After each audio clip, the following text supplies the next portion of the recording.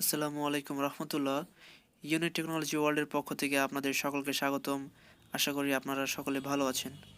আমি আজকে আবারও একটি নতুন ভিডিও নিয়ে এসেছি আপনাদের কাছে, এবং এই ভিডিওর টপিক হচ্ছে যে একটি স্প্রে মেশিন, এবং এই স্প্রে মেশিনের সমস্যা হচ্ছে যে এর প্রেসার কমে গিয়েছে।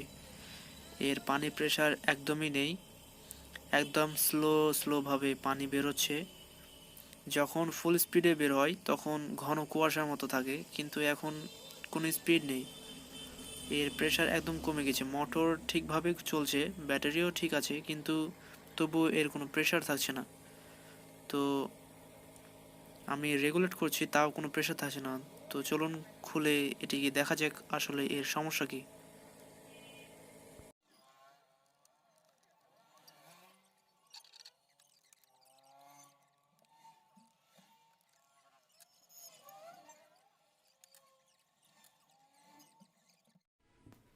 পানির পাইপ লাইন এবং ইনপুট আউটপুট লাইন সব কিছু ঠিক ছিল, সেজন্য আমি মোটরটিকে খুলে নিয়েছি। এবার পাম্পটিকে খুলে দেখব।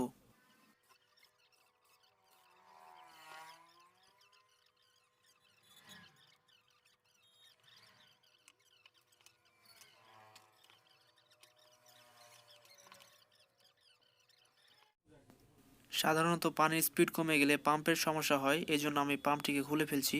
তো পাম্পটিকে খুলে ফেলার আগে অবশ্যই মার্ক করে নেবেন।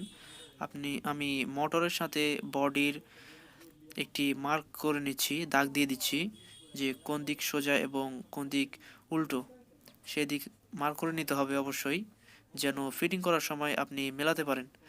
তো এবার আমি মোটরটিকে হালকা করে টান দিয়ে খুলবো। স্ক্রুগুলো সব খুলে ফেলেছিলাম। তো দেখুন, এই হচ্ছে মোটর, এবং এটি হচ্ছে বল বিয়ারিং, এবং বল বিয়ারিংয়ের সামনে একটি ইস্পাত রয়েছে। একটি অর্ধেক অর্ধেক কাঁটাযুক্ত একটি রিং রয়েছে, যে রিংটি এর ভেতরে ঘুরে এবং এই প্লাস্টিকে ধাক্কা দেয়।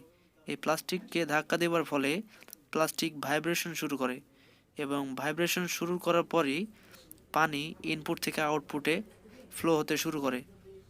তো আমি এই ভাইব্রেশন পয়েন্টটিকে খুলবো। যেহেতু মোটর ঠিক আছে, সেহেতু আমি ভাইব্রেটরকে খুলে দেখব যে আসলে ওইটি ঠিক আছে কিনা। নর্মালি যখন প্রেসার কমে যায় তখন এর একটাই কারণ, যে ঠিকভাবে ভাইব্রেশন হতে পারে না। কারণ এই পাম্প মোটরে কোনো প্রপেলার নেই যে এটি পাখা ঘুরে হাওয়াকে টানবে এবং পানি পাম্প করবে। এটি সম্পূর্ণ কাজ করে ভাইব্রেশনের ওপর। যখন রাবার এবং প্লাস্টিক ভাইব্রেট করবে তখনই হাওয়া সংকুচিত এবং প্রসারিত হবে, এবং তার ফলেই এই পাম্পটি কাজ করে, ইনপুট থেকে আউটপুটে পানি ফ্লো হতে শুরু করে।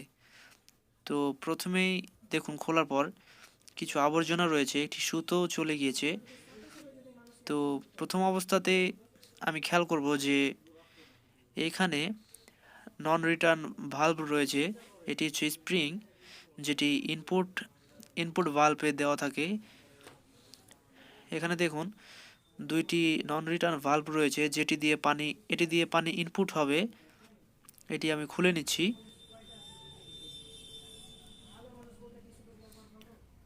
এবং এখান থেকে পানি ইনপুট হয়ে এখানে আউটপুট হবে, এখান দিয়ে পানি প্রবেশ করবে। তো এগুলোতে দেখতে হবে যে আসলে এখানে কোনো ময়লা বা আবর্জনা কিছু জমে আছে কিনা, সেদিকে খেয়াল রাখতে হবে।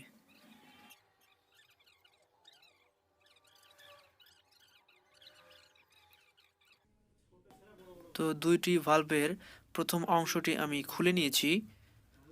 দেখুন, এই অংশগুলো সম্পূর্ণ রাবারের তৈরি থাকে। তো এই পাম্প মোটর কিভাবে কাজ করে এবং এর ওয়ার্কিং প্রোগ্রেস এবং এর পার্টসগুলোর নাম এবং নন রিটার্ন ভালভগুলো কিভাবে বসানো থাকে, সেগুলো সম্পর্কে আমি বিস্তারিত একটি ভিডিও তৈরি করব, যা শীঘ্রই আমি আমার চ্যানেলে আপলোড দেব। সেখান থেকে আপনি দেখতে পাবেন। তো এটি হচ্ছে ভাইব্রেটর, যে ভাইব্রেটরের দুইটি মাথা থাকে, দুইটি মাথায় দুই পাশের রাবারের সাথে আটকানো থাকে।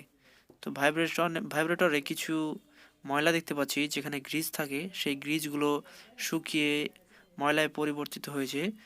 তো আমি এই অংশটি, এদিক অংশটি খুলেও ভাইব্রেটরটিকে বের করব।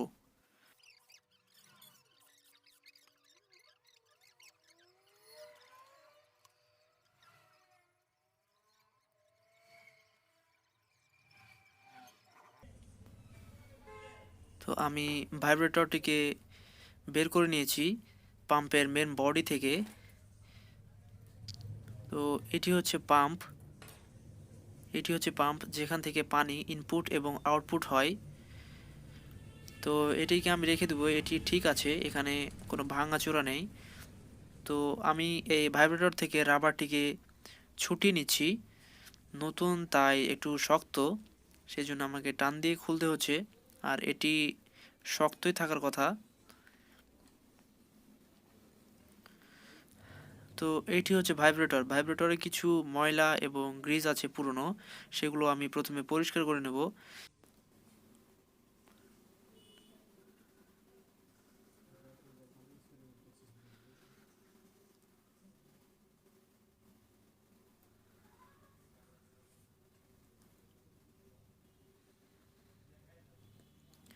তো এবার পরিষ্কার করার পর দেখছি, দেখুন যে এখানে প্লাস্টিক কিছু অংশ ভাঙা রয়েছে।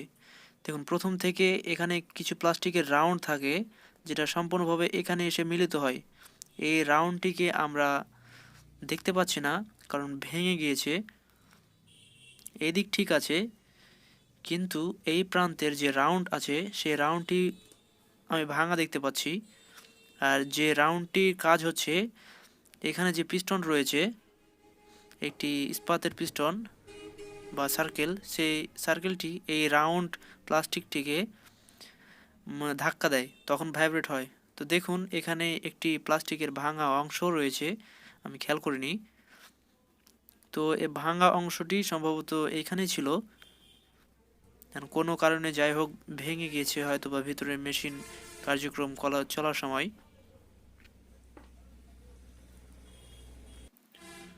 তো এই ভাঙা ভাইব্রেটরের জায়গায়, যেহেতু এটার কারণে কোনো ভাইব্রেশন হচ্ছে না, সেহেতু আমি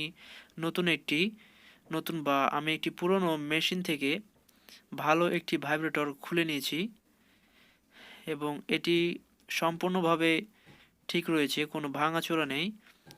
এটি আমি লাগিয়ে দেব, বা আপনি বাজার থেকে নতুন কিনে নিয়েও ওটা লাগাতে পারেন যদি এরকম কোনো সমস্যায় পড়েন। তো আমি লাগিয়ে দিয়েছি এবং লাগানোর ভিডিওটি স্কিপ করেছি যেন ছোট হয় ডিউরেশন ভিডিওর। তো আমি ভাইব্রেশনটি লাগানোর পর এবার ভাইব্রেশনে সম্পূর্ণভাবে গ্রিজ করে দেব, যেন মোটরের রোটর এবং প্লাস্টিকটি তাড়াতাড়ি ক্ষয় না হয়ে যায়।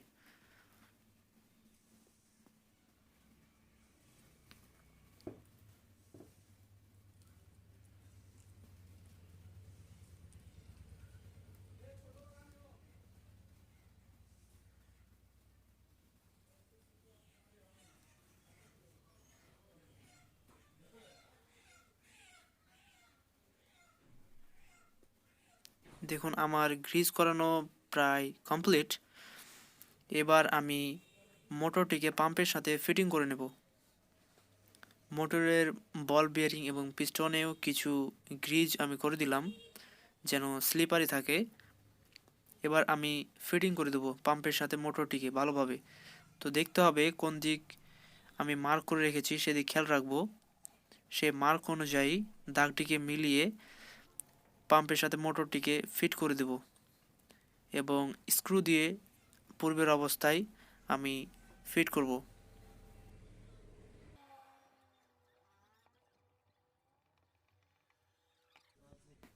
তো দেখুন আমার পাম্পটি মোটরের সাথে ফিটিংস কমপ্লিট। এবার আমি বডির সাথে লাগিয়ে ট্রাই করব যে আসলে পাম্পটি কাজ করে কিনা। তো আমি পাম্পটিকে সম্পূর্ণভাবে ফিটিং করে নিয়েছি, এবং ফিটিং করার পর মোটরটিকে লাগিয়ে নিয়েছি, এবং ডাউন কভারটিকে স্ক্রু দিয়ে এখনও লাগাইনি।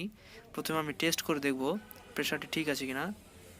তো দেখুন এবার প্রেশারটি সম্পূর্ণভাবে ঠিক হয়ে গিয়েছে, পানির পাম্প ভালোভাবে কাজ করছে। আমি ভিডিওতে তেমনভাবে বোঝাতে পারছি কিনা, বা ভিডিওতে আপনারা ভালোভাবে বুঝতে পারছেন কিনা জানি না, কিন্তু আগের যে অবস্থা ছিল তার চাইতে অনেক গুণ ইমপ্রুভ হয়েছে। মানে একদম অরিজিনালের মতন পানি এখান দিয়ে বের হচ্ছে, ঘন কুয়াশার মতন একটি আস্তরণ সৃষ্টি হচ্ছে, যেটি নর্মালি অবস্থায় থাকে এটি পাম্প মোটরে।